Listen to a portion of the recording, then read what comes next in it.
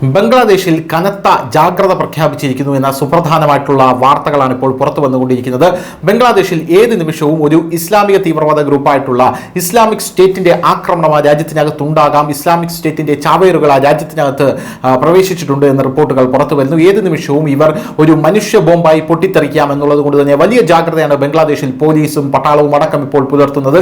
എന്നാൽ ഇവരുടെ ആക്രമണ പദ്ധതി എന്താണ് എന്ന് ഇതുവരെ കണ്ടുപിടിക്കാൻ സാധിച്ചിട്ടില്ല. ISI പിന്തുണയുള്ള ഇസ്ലാമിക തീവ്രവാദം വർദ്ധിക്കുകയാണ് ബംഗ്ലാദേശിൽ നിന്ന് റിപ്പോർട്ട് നേരത്തെ തന്നെ പുറത്തു വന്നതാണ്. ഇസ്ലാമിക തീവ്രവാദം ഈ വർദ്ധിക്കുന്ന സാഹചര്യത്തിൽ ജിഹാദി മനുഷ്യ ബോംബർ സ്ഫോടനങ്ങൾക്ക് സാധ്യതയുള്ളതായിട്ടാണ് ബംഗ്ലാദേശിൽ ഇപ്പോൾ റിപ്പോർട്ടുകളെല്ലാം തന്നെ പുറത്തു വന്നിട്ടുള്ളത്. എന്തായാലും ലോകത്തെ ഞെട്ടിച്ച ഒരു സംഭവത്തിൽ, അതായത് ലോകത്തെ ഞെട്ടിച്ച ഒരു സംഭവമായിരുന്നു ബംഗ്ലാദേശിലെ ഷെയ്ഖ് ഹസീന അവിടെ നിന്ന് സ്ഥാനം വിട്ടു പോകുന്നത്. അതിനുശേഷം മുഹമ്മദ് യൂനിസ് അവിടെ അധികാരത്തിലേറി. എന്നാൽ ഇപ്പോൾ ഇസ്ലാമിക തീവ്രവാദത്തിൽ വൻ തോതിലുള്ള വർധനമാണ് ബംഗ്ലാദേശിൽ ഉണ്ടാകുന്നത് എന്നാണ് മനസ്സിലാക്കാൻ സാധിക്കുന്നത്. ബംഗ്ലാദേശിൽ ഇസ്ലാമിക തീവ്രവാദത്തിന്റെ ദ്രുതഗതിയിലുള്ള ഉയർച്ച അസ്വസ്ഥമായ ഒരു ഭാവിയുടെ സൂചനയാണ് നൽകുന്നത് എന്ന് പല അന്താരാഷ്ട്ര മാധ്യമങ്ങളും റിപ്പോർട്ട് ചെയ്യുന്നു. പാകിസ്ഥാന്റെ തീവ്രവാദത്തിലേക്കുള്ള പാതയിലാണ് ബംഗ്ലാദേശും ഇപ്പോൾ എന്നാണ് നമുക്ക് മനസ്സിലാക്കാൻ സാധിക്കുന്നത്.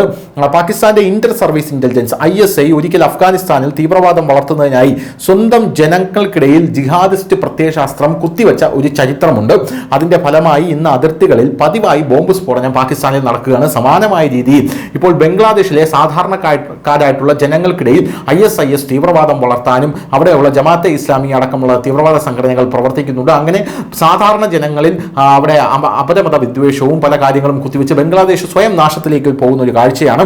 എന്തായാലും പാകിസ്ഥാന്റെ ISI ബംഗ്ലാദേശിലും ഇതേ തന്ത്രമാണ് ആവർത്തിക്കുന്നത് എന്നാണ് സൂചന വരുന്നത്. മുഹമ്മദ് യൂനിസിന്റെ ഇടക്കാല സർക്കാരിന് കീഴിൽ മൗലികവാദ ഗ്രൂപ്പുകൾ ശക്തി പ്രാപിക്കുകയും പ്രാദേശിക സ്ഥിരതയ്ക്ക് ഗണ്യമായി ഭീഷണി ഉയർത്തുകയും ചെയ്യുന്നു.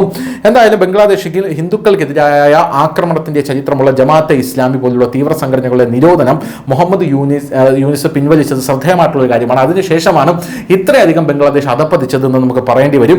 ഇന്ത്യ വിരുദ്ധ പ്രവർത്തനങ്ങൾക്കും വർഗീയ ആക്രമണങ്ങൾക്കും പേരുകേട്ട ജമാഅത്തിന്റെ തീവ്രവാദി വിദ്യാർത്ഥി വിഭാഗമായ ഇസ്ലാമി ഛത്ര ഷിബിർ അദ്ദേഹത്തിന്റെ ഭരണത്തിന്റെ കീഴിൽ, അതായത് മുഹമ്മദ് യൂനിസിന്റെ ഭരണത്തിന് കീഴിൽ അഭിവൃദ്ധി പ്രാപിച്ച് തടിച്ചു കൊഴുത്ത് വളരുകയാണ് എന്നുള്ളതാണ് വേറൊരു പ്രധാനപ്പെട്ട കാര്യം. ബംഗ്ലാദേശ് നിയന്ത്രണം ഏറ്റെടുക്കാൻ ശ്രമിക്കുന്ന ഇസ്ലാമിക ശക്തികൾ ആശങ്കാജനകമാണ്. ബംഗ്ലാദേശിൽ വലിയ ആശങ്കകളാണ് സൃഷ്ടിക്കാൻ പോകുന്നത് എന്നാണ് മുൻ അംബാസിഡർ പറഞ്ഞത്. ബംഗ്ലാദേശിൽ ഇസ്ലാമിക ശക്തികൾ ആശങ്ക സൃഷ്ടിക്കുന്നുവെന്ന്, ഇന്ത്യൻ അതിർത്തി സംസ്ഥാനങ്ങളെയും ഇത് ബാധിക്കുന്നുവെന്ന് ഇന്ത്യയുടെ മുൻ അംബാസിഡറായിട്ടുള്ള സുശീൽ സിംഗാറാണ് ബുധനാഴ്ച പറഞ്ഞത്. അന്തർരാഷ്ട്രീയ സഹയോഗ പരിഷത്ത് വൈസ് പ്രസിഡന്റ് കൂടിയായ അദ്ദേഹം ബുധനാഴ്ചയാണ് ഇക്കാര്യം അഭിപ്രായപ്പെട്ടത്. ഉടനെ തന്നെ വലിയൊരു ബംഗ്ലാദേശിൽ ഒരു ജനങ്ങൾക്കിടയിൽ തന്നെ വലിയൊരു അറ്റാക്ക് ഉണ്ടാകാനുള്ള സാധ്യതയുണ്ട് എന്ന റിപ്പോർട്ടിൻ പ്രകാരം ഇപ്പോൾ വലിയ ജാഗ്രതയാണ് ബംഗ്ലാദേശിൽ പുലർത്തിക്കൊണ്ടിരിക്കുന്നത് എന്നുള്ള റിപ്പോർട്ടുകൾ ഇപ്പോൾ അന്താരാഷ്ട്ര മാധ്യമങ്ങൾ എല്ലാം തന്നെ പറയുന്നുണ്ട്. ഇതേ തുടർന്ന് ബംഗ്ലാദേശിൽ വരുന്ന മണിക്കൂറിൽ എന്ത് സംഭവിക്കും എന്ന് നമുക്ക് കണ്ടു തന്നെ അറിയണം. News desk news India Malayalam.